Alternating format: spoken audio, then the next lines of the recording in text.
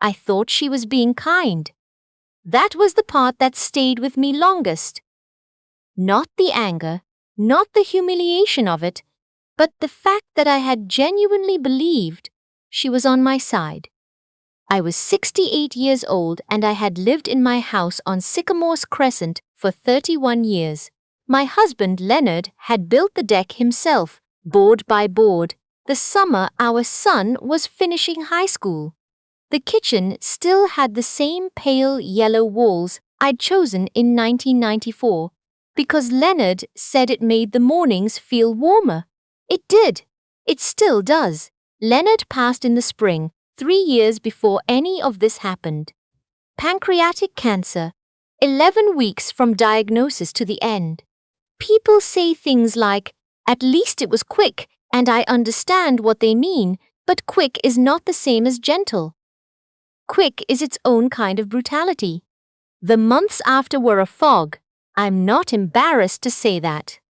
I functioned. I paid bills. I answered calls. I watered the garden. But I was moving through something thick. Our son, our youngest, visited more often than he had in years, and I was grateful for that. He'd moved back to Calgary after the wedding, about 40 minutes away, and it felt close enough to matter. He married Renata. I'm calling her that because I need to call her something. In October of that year, she was smart, polished, the kind of woman who sends thank you cards within 48 hours and remembers exactly what you told her 6 months ago. I liked her. I want to be honest about that. In the beginning, I genuinely liked her. She worked in financial planning. That detail will matter later. They had 2 good years. The 4 of us, or what felt like good years. Sunday dinners when the weather was right. A trip out to Tofino the summer after Leonard passed, which my son suggested and Renata organized, and I was touched by that. Truly, she had a way of making things happen smoothly, efficiently, and I took it as caring. I think I needed to. The first time she mentioned the house, I didn't register it as anything. We were in my kitchen, she and I, making tea while my son shoveled the walk outside. February, the kind of cold that makes the windows go white at the edges. She asked if I'd thought about where I wanted to be long term. I told her I wanted to be here, in this house. She smiled and nodded and said something like, "Of course, I just want to make sure you've thought it through." I told her I had. That was the end of it. That day. The second time was 6 months later. They'd come for my birthday. 68. A quiet dinner. Nothing special. After my son had dozed off in front of the television, Renata helped me clear the table and she brought it up again. More directly this time. She said she'd been looking at some communities, independent living, not care homes. She was quick to say that lovely places, she said, with amenities and social programming and people my own age. She said Leonard would have wanted me to be looked after. She used his name. That was when something small shifted in me, something I filed away without quite knowing why. I told her I appreciated it. I told her I wasn't ready for anything like that. I said it warmly because I genuinely wasn't sure yet what she was doing. I gave her the benefit of the doubt in the way that you do with people you love, by extension, people who have become family. But I started paying attention. What I hadn't told Renata, what I hadn't told anyone outside of my own lawyer and my financial advisor, was that the house on Sycamore Crescent was not in my name. Leonard had set it up years before he got sick. He'd had a colleague, a man he worked with at the firm for over a decade, who went through an extraordinarily messy separation. The lawyers circling, the assets disputed, the house eventually forced into a sale. Leonard came home from that period changed. Quieter. He sat with our lawyer one afternoon when I was at my sister's and restructured how we held everything. The house went into a family trust.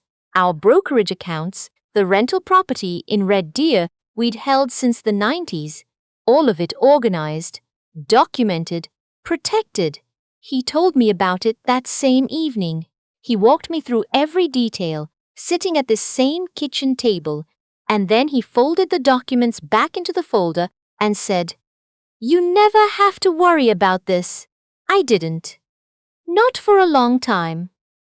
When Leonard died, the trust continued. I was the trustee and the primary beneficiary, but the assets weren't mine in the way Renata, with her financial planning background, would have understood mine to mean. There was nothing standing in my name personally, no property, no accounts that would surface in a basic search. I never brought it up. There was no reason to. Our son knew we'd done some estate planning, but Leonard had kept the technical specifics between himself, our lawyer, and me. My son trusted that things were in order. He wasn't the kind of person who thought to ask for documentation. That was not his nature. Renata, I was starting to understand, was a different matter entirely. The third conversation happened in September, 14 months after Leonard died. My son called me on a Wednesday evening to say they had something they wanted to discuss, that they'd been thinking about my future and that they'd like to come by on Saturday. He said it gently. He said it like he believed what he was saying. I said, "Of course. Come for lunch." They arrived at noon.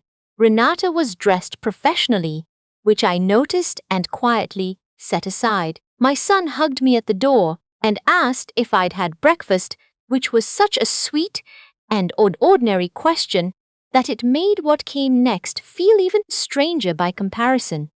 We ate. We talked about the drive down, about his work, about a film they'd seen.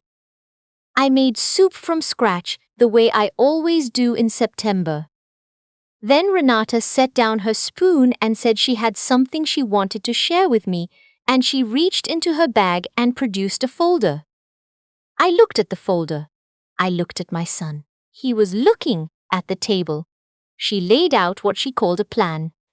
She had researched independent living options in the Calgary area, printed the brochures, highlighted the monthly fees. She mentioned a specific community in Airdrie. Lovely grounds, she said, an indoor pool, programming, a dining room that felt more like a restaurant. She mentioned that the property market was strong and that if I was ever going to transition, now was a sensible time. Transition. She used that word. Then she mentioned something called a representation agreement. She said it carefully, explaining that it wasn't a guardianship, not exactly, just a formal arrangement that would allow them to make financial and medical decisions on my behalf if anything happened to me. She said this was becoming more common for people my age. She said Leonard would have wanted this. There it was again. I looked at my son. He was still looking at the table. I said, "Tell me more about the representation agreement. Which assets were you imagining it would cover?" She said the house, primarily. Any accounts in my name? Any property? I said, "I see." There was a pause. Outside, a dog was barking somewhere down the street. I could hear the refrigerator hum. I said, "I'd like to think about it." She smiled. My son finally looked up. He seemed relieved, which told me something. I walked them to the door. We hugged. Renata said to call if I had questions, that she'd send some links to my email. I said, "Thank you." And I meant it, in the way you can mean something and also know that you're done, all at the same time. That Monday I called my lawyer. His name is not important. What is important is that he has known me since Leonard and I bought our first house in Lethbridge in 1988. And when I described the meeting, he said almost nothing for a long moment and then asked if I wanted him to make a call.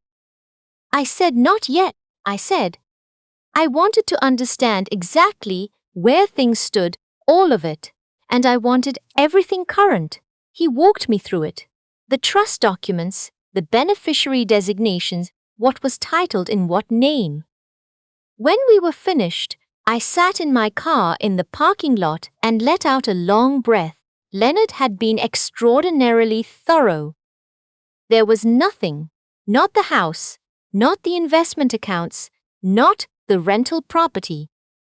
Nothing that could be subject to a representation agreement over my individual assets because I held no significant assets individually. The trust held everything. I could not be represented into helplessness. There was nothing to represent. I drove home. I made tea. I stood in the kitchen with the pale yellow walls, and I thought about Leonard building that deck. Bored. By bored, the summer our son was finishing high school. And I thought about him sitting at this table with a folder and saying, "You never have to worry about this." He was still right. For the next 3 weeks, I thought carefully about what I wanted to do. I was not angry in the way I expected to be. The anger was there, quiet and steady, but underneath it was something sadder. The understanding that my son had either been convinced into this or had gone along with it, and I wasn't yet sure which was worse. I called him one evening. I told him I wanted to have one more conversation about the plan Renata had presented, and that I'd appreciate it if they could come to the house, and that I'd like to have a few things ready to share. He said, "Of course, Mum. Saturday?" Saturday. I did not ask him to come. What I asked him to do was review, one more time, the wording of the trust, and to confirm in writing, a simple one-page letter. Exactly what was and was not in my name personally. He sent it by email Thursday morning. I printed it and set it on the counter. They arrived at 11. Renata had the folder again. I wondered if she slept with it. I made coffee. We sat. She seemed ready.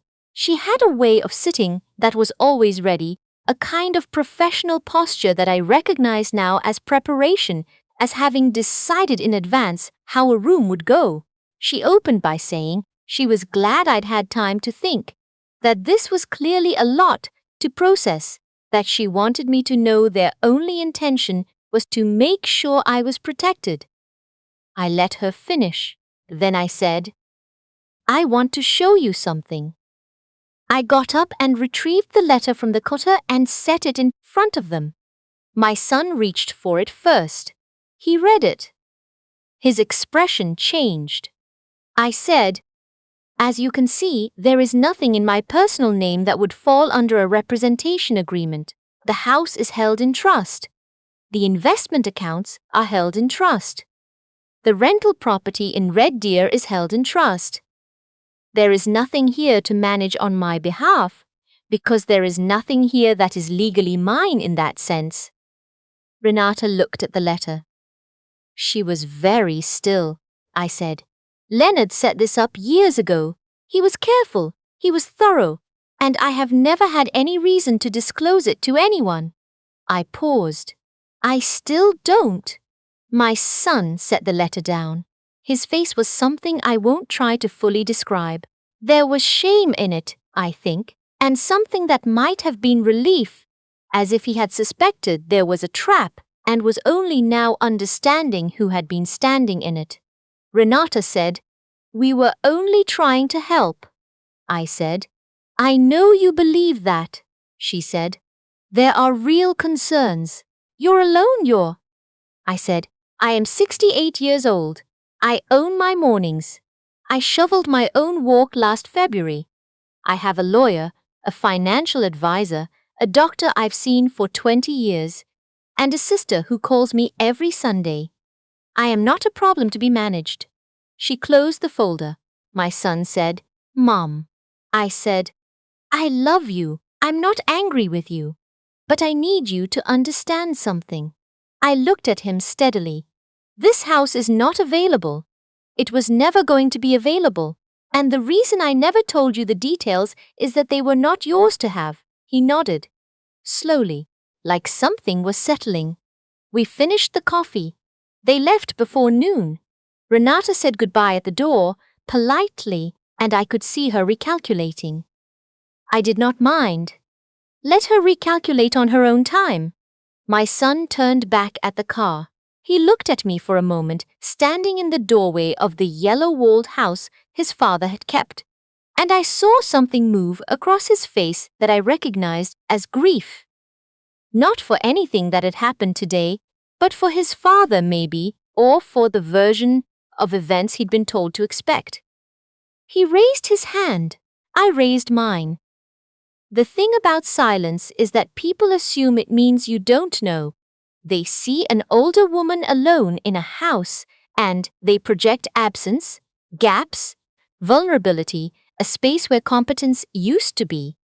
They don't consider that the silence might be intentional, that the woman standing quietly at her own kitchen counter has already made every decision worth making and made it years before anyone thought to ask. Leonard was a quiet man. He didn't speak often, but when he did, what he said lasted. He told me once, not long before the deck was finished, that the best protection isn't the one people can see. The one they can see, they can plan around. I have thought about that a lot these past 3 years. I put the lawyer's letter back in the filing cabinet in the den, in the folder where it has always lived. I made a second cup of tea. I stood at the kitchen window and looked at the deck, weathered now. The boards graying the way wood does when it has been through enough winters. Still solid. He built it to last. I was 68 years old, standing in my own house, and I had never felt more certain of exactly who I was.